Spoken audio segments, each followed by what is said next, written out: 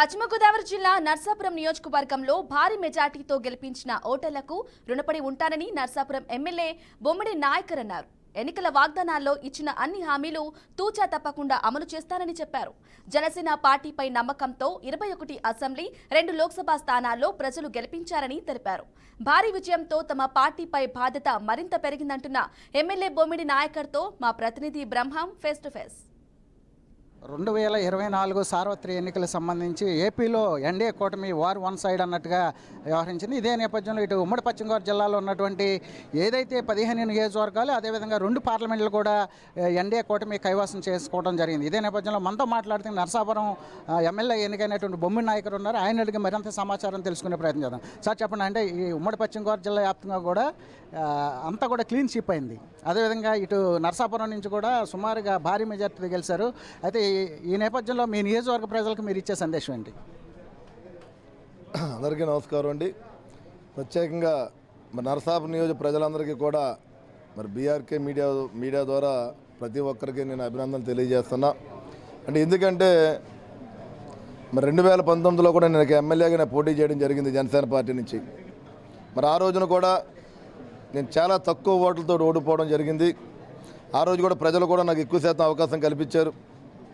అదేవిధంగా మరి ఏదైతే 2024 ఎలక్షన్స్ ఉన్నాయో మరి 2024 ఎలక్షన్స్లో కూడా మరి పవన్ కళ్యాణ్ గారు మరొకసారి నా బీసీ ఒక మత్స్యకార సామాజిక వర్గం సంబంధించి నాకు మరి రెండోసారి కూడా అవకాశం కల్పించడం జరిగింది.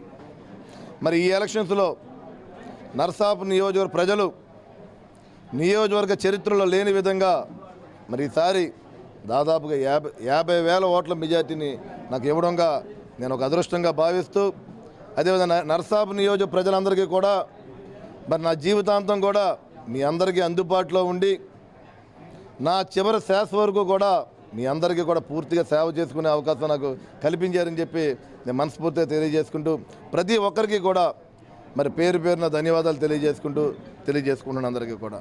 సార్, 2019లో వైసీపీకి 151 సీట్లు ఇచ్చారు. అయితే ఇప్పుడు కనీసం ప్రతిపక్ష హోదా కూడా లేని పరిస్థితి ఉంది. దీన్ని ఏ విధంగా చూడొచ్చు అంటారు ప్రజా తీర్పు? సార్, రాజకీయ పార్టీలకి అధికారం వచ్చినప్పుడు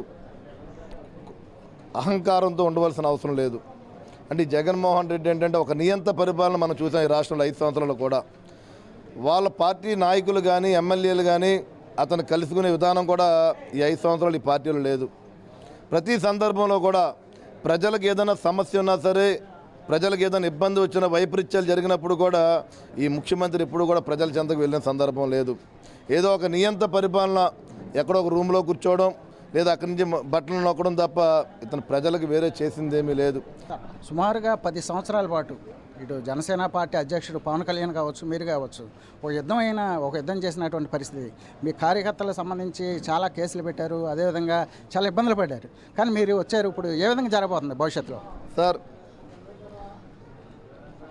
మాకు అధికారం ప్రజల అవకాశం కల్పించారు మాకు. అంటే ఈ ప్రభుత్వాలు చేసిన తప్పులు అంటే ఎందుకంటే మరి వైసీపీకి ఆ రోజున ఓట్లేసి గెలిపించిన వారికే ఈ నాయకులు కానీ ఎమ్మెల్యేలు కానీ వారి ముఖ్యమంత్రి కానీ వారికే పనులు చేసిన సందర్భం మనందరూ కూడా గుర్తు చేసుకోవాల్సిన అవసరం ఉంది.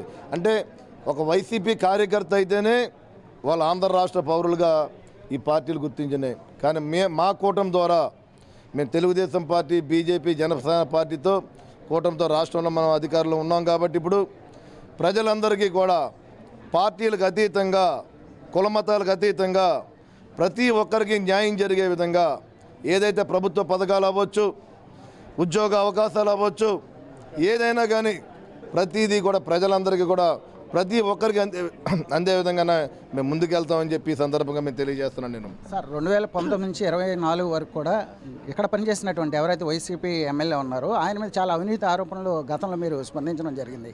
అదే దానికి సంబంధించి న్యాయ విచారణకు వెళ్ళే అవకాశం ఉందంటారా? మరి మేము అధికారంలోకి వచ్చాం కాబట్టి ఏ రకంగా అవినీతి జరిగిందా అని చెప్పి నిర్ధారణ చేసి మరి వారు బాధ్యులైతే కనుక చట్టరీత్యా కూడా శిక్షించే విధంగానే మా కూటమితో మేము ముందుకెళ్తామని చెప్పి ఈ సందర్భం తెలియజేస్తున్నాం.